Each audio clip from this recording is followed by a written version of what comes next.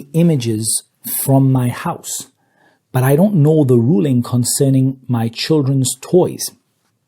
This is an excellent question. And there's no doubt that the Prophet ﷺ said, the angels do not enter a house in which there is a dog or a picture. A picture meaning a picture of a living being, whether that is an animal or a human, or even, an angel or whatever it might be. The shaitan enters that house because the angels don't enter it. However, one of the problems people have is that pictures are everywhere. And for me here, I would make two exceptions to pictures that could potentially be allowed in the house. The first exception would be a picture that there is a need for it. For example, your passport photo, or the picture that is on the money, on the currency, cash currency. There is a need for this. I mean, you're not going to die if you don't have it, but there is a need for it, and it's very hard to get rid of. So what I would advise is that you simply don't have it on display. That's not normally enough. I mean, I wouldn't say, for example, take a picture of your children, just put it in the drawer. That's not enough. You must remove those pictures from the house. But if the picture, there is a strong need for that picture, then in this case, I believe it's acceptable to simply cover it and put it away in a place where it's not venerated, it's not raised up, it's not honored. Put it in the bottom of a drawer and put some stuff on top of it. This is for the picture where there is a need for it, like the picture on currency or the picture which is on your passport or driving license and so on.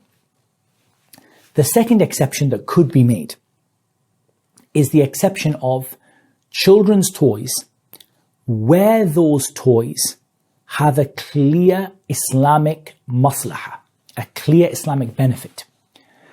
And really, the only example that we have a clear proof for are dolls that little girls play with.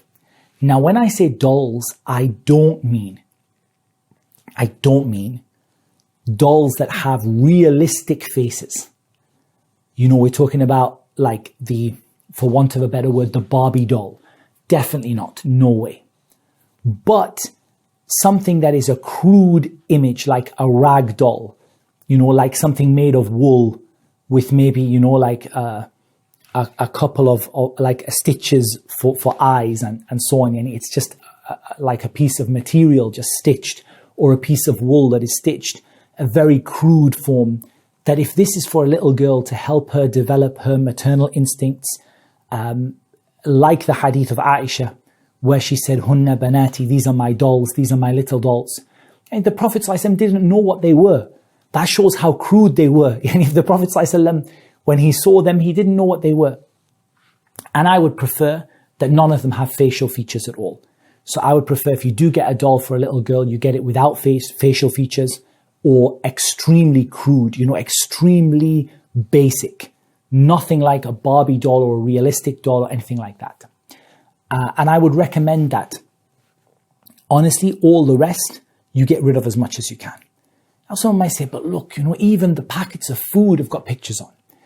You've got a couple of options. One is to put them in the cupboard and say, I can only do my best. But I personally have a number of things that I keep in the house, which I keep for the purpose of getting rid of pictures. One is a permanent marker. Permanent marker in the kitchen. Anytime you bring in the boxes with people's face, just stick a big scribble over the top. You don't have to blot it out till it can't be seen at all. You just have to disgrace it, dishonor it. Just take a big black permanent marker and just go scribble over the top. That's it. That's one thing. I also typically keep paint pens. That is, pens that have like sort of a thick paint come out of them, where the picture is maybe a bit more difficult to remove, maybe in a children's book and things like that. Someone might ask, what about pictures in books? For me, again, I divide books into two. those where the pictures are clearly needed and those where they are not. So those where they are clearly needed, for example, a book on medical anatomy or something like that, where the picture is clearly needed, in that case, I would not cover the picture inside, but I would cover on the cover of the book. And those where the picture is not needed, like a children's book, it's just an illustration. In that case, I would honestly advise one of two options: paint pens, or I get permanent stickers. The reason I get permanent stickers is I don't want removable. I don't want to be able to unpeel it and the picture is still there. I want it to kind of blend into the picture. So if I remove it, the page will rip. And I get these gold kind of circular stickers, buy them from Amazon or, something like that online. And you get loads. You get like 400 in a pack for, a few pounds. And I just take them and stick them over things in books, things like that. So I say, yeah, it is a big job. So, maybe start with the obvious things.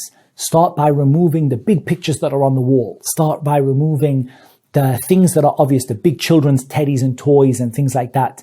And then slowly go through your book collection. And my kids do it. We sit them by the bookcase, go through the books, any pictures, take a gold sticker, stick it on top. The kids love doing it.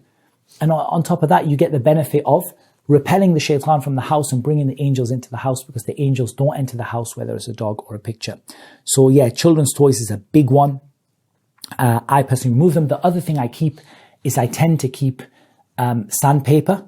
So basically, if there's something like on plastic or on wood, you can normally just rub it with sandpaper and the face will just kind of come off. And sometimes something to remove stitches, because sometimes you get, like for babies and things, you get like big, stitched faces on things like bedding. But generally speaking, like I would say start with what is urgent, anything which is venerated, anything on display, and then start to move through the whole house, because it's not just what's on display. The Prophet ﷺ said the angels don't enter the house where there is a dog or a picture. He didn't say a picture on display. So, getting rid of things, cutting them up, it doesn't have to be that you remove every part of the face, but just that you dishonor it, like you cut it in so it becomes like there's no part, half of the head is gone, or there's no eyes anymore, there's no mouth anymore, and so on. I mean, the things that are like cartoon cars with faces, I don't like them, but you could quite easily argue that they're not really faces, because they're not living beings. They're just a car with eyes drawn. I would discourage it, but it's not the end of the world if you have it, because it's not really a face of a living being. But otherwise, I would definitely say start to swap things out. If your kids have got a lot of dolls and teddies, buy your little girl a really beautiful, Islamically acceptable doll that is with no facial features, crude, not, with detailed body parts or whatever. And just, buy that for her and swap one for another, and slowly make that progress until your house is free of pictures. To be honest, it's a constant battle. I mean, I could probably go around my house right now and find 10, 20, 30 pictures that should have been erased or gotten rid of, which are still there. And it just happens. But, فَاتَّقُوا اللَّهَ مَا اسْتَطَعْتُمْ. Fear Allah as much as you can. Do as much as you can whenever you see them, right? Guys, I saw a face on that book cover. Go and grab me a gold sticker, put it over the top, get the paint pen, color over the top, and so on, until, your house is a place that's free of these things as much as you can, without making it unnecessarily hard. That's why I made the exception for things that that you need. I mean, you can't cut your passport picture out. You can't put a sticker over it. It's the best you can do is just to cover it and keep it in the drawer. And Allah Azza wa Jal knows best.